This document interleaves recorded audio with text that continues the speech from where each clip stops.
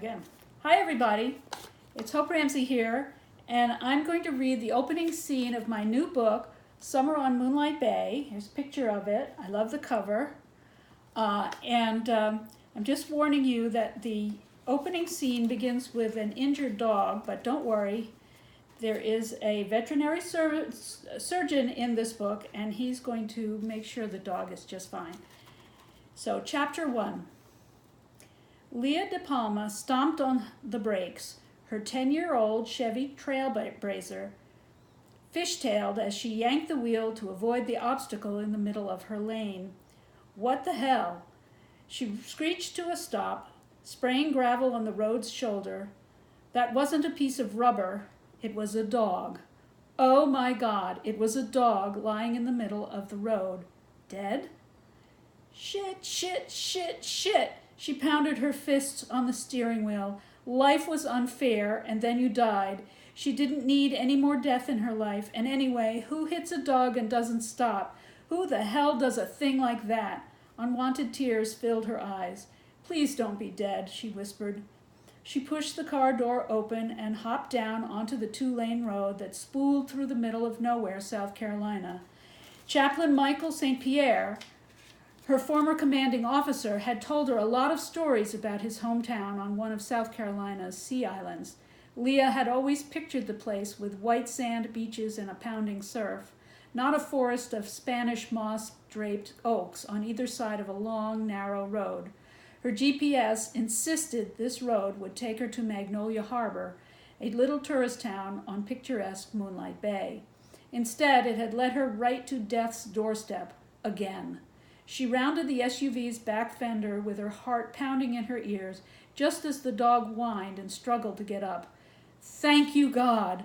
The dog wasn't dead in the middle of the road, but he was hurt, real bad. Something was wrong with his hind left leg. Or maybe his pelvis. I'm so sorry, she said as she approached the animal, even though it wasn't her fault. But it felt that way. The dog didn't growl, although he should have. Oh, God, the dog was a puppy, a scrawny puppy. She reached out her hand to let the dog sniff. He laid his head down on the pavement, his eyes sad and unfocused as another mournful whine escaped him. Don't die on me, please. You're just a baby. She looked up at the bright blue sky. Please, God, not again, okay? She got up, popped the tailgate, and rummaged through her stuff. She'd always been a rolling stone, so she'd never gathered much in the way of belongings. The SUV was just big enough to hold them all. She reached for her plywood footlocker, painted navy blue, with her name and one-time rank stenciled on the front in yellow. It was the perfect size for the puppy. She hauled it out of the back and into the middle of the road. She pulled out a big bath towel and gently rolled the pup onto it, trying not to disturb the injured leg. The dog didn't weigh all that much, but he whined when she used the towel as a sling to pick him up. His right hip was abraded where the bumper had connected with it, but there wasn't any blood on the pavement, thank God. Maybe it was just a broken bone. Maybe there weren't any massive internal injuries. You're going to be okay, she said, her voice trembling. If only she could believe it the way the dog seemed to. He gave her a soulful look out of his big brown eyes, and her heart lurched sideways. She'd always wanted a dog as a kid, but Mom moved around a lot, and then Leah joined the Navy, which had been her home for the last 15 years. But she wasn't in the Navy now. Every time that thought crossed her mind, it made the bottom of her stomach drop. Without the Navy, she was homeless, just a waif on the road, the way Mom had been, or like this homeless, hurt dog. Damn! She could take him to an animal hospital, but she had no business adopting a dog. She didn't have any home herself, and besides, she didn't deserve a dog. You shouldn't put your trust in me, she said, as her throat closed up. I'm a screw-up. The puppy continued to stare at her with trusting eyes.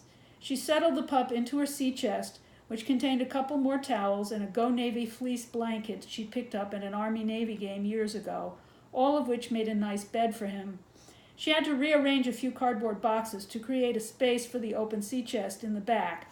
In the end, she unloaded a box containing miscellaneous kitchen items of no particular value. If she was lucky, She'd come back and pick up the box later. If not, she could always find what she needed at the local Salvation Army. She had 33 years of practice of letting things go. The poor dog was infested with fleas and half-starved. His little ribs stood out from his chest, and he was missing the usual fat puppy belly. Was he a stray, or had some a-hole abandoned him out here in the middle of nowhere? He was panting hard now, with his little pink tongue hanging out of his mouth. She ground her teeth as she rolled down her window. The poor thing was already hot, and the damn AC had failed somewhere between Birmingham and Alabama during her 5-day, 3,000-mile odyssey from the Naval Air Station in Lemoore, California, her last duty station. "Don't worry, I'll find a vet," she said, as if the dog understood. Then she gently closed the door. She climbed into the Trailblazer and used her navigation system to search for animal hospitals. They were all at least 30 miles back the way she had come. Damn, she hadn't updated her onboard GPS system in forever, so she fumbled with her phone. Her Google search produced an article from Magnolia Harbor's local newspaper about the new Moonlight Bay Animal Hospital opening this month. Some rich lady had donated the money for it, and the paper said it was a big deal for the year-round residents and tourists alike, because without the clinic, everyone had to travel back to the mainland to find a vet. Best of all, the article provided an address, which she plugged into her GPS. The hospital was 5 miles down this road. Thank you, Jesus, and rich animal lovers and everywhere. She fired up the engine. She stepped on the gas and flew down the 2-lane. A minute later, civilization reappeared in the form of several one-story brick ranch houses with sandy front yards, shaded by pines and covered with gold and brown pine needles. The scent of pine wafted in through the Chevy's open window. It was cooler here than it had been traveling down the interstate from Alabama. She glanced in the rearview. The puppy was still panting. Damn the broken AC.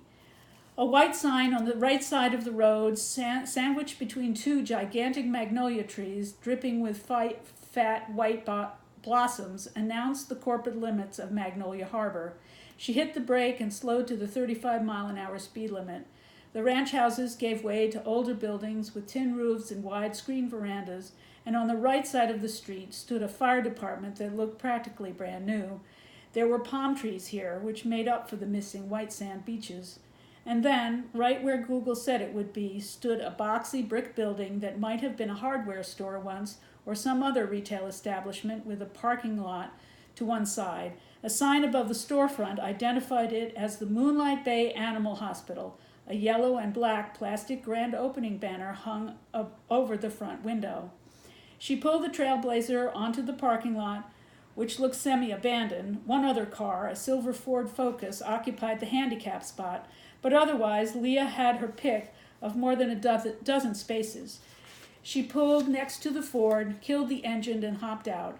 The dog was still alive, still panting, and still gazing up at her with the saddest brown eyes she'd ever seen in her life. Damn it, he wouldn't die on her. He wouldn't die on her. She pulled the footlocker out and rushed to the door, which was locked. What the hell? How could the door be locked? The business hours listed on the front window said the clinic was open from 9 a.m. to 5 p.m. Monday through Friday. She checked her watch. It was precisely 3:38 p.m. on a Monday afternoon. She put the sea chest down and started banging on the door like a crazy woman, punctuating every drumbeat with a profanity-laced plea for help. She might have once been a religious program specialist for the United States Navy, but hanging out with sailors for the last 15 years had given her a wide range of profanity to choose from. She only cursed when she was emotionally distraught, and never within hearing of any chaplain under her care and protection. Besides, she rarely became emotionally distraught, priding herself on her emotional control. But that control had sort of flown the coop the last few months. She really needed to find it again. She was good and angry when an older woman wearing one of those tent-like shirts in a wild purple and fuchsia jungle print appeared at the glass door. She had a round, friendly face and green eyes nestled in laugh lines and crow's feet. She gave Leah a sympathetic look and said, "I'm so sorry, we're closed." "How can you be? This dog was just hit by a car. I need help." The woman shifted her gaze from Leah to the puppy and back again. Something changed in her gaze, and her shoulders sagged a little. Poor thing, she said, leaning over the puppy. Why aren't you open? There was an article in the newspaper. The woman sighed. Unfortunately, Dr. Weston, the vet we hired, reneged on his employment contract just a week before he was scheduled to show up. He got a better offer, it seems, so now we're without a doctor or staff. The bottom fell out of Leah's stomach. I found him lying in the middle of the road. Someone just left him, her voice broke. Isn't there anyone who can help? The woman straightened. Oh, my word. Guilt, like a hot poker, lanced Leah's inside. Maybe she wasn't responsible for this dog, but damned if he would die on her. He would not allow it. She couldn't handle one more death. He can't die on me, he just can't, but her throat closed up and it became hard to breathe. Oh, honey, come on, don't cry. There might just be someone close by who can help him. Really? Hope blossomed in Leah's tight chest. There's a vet in town visiting, the woman said.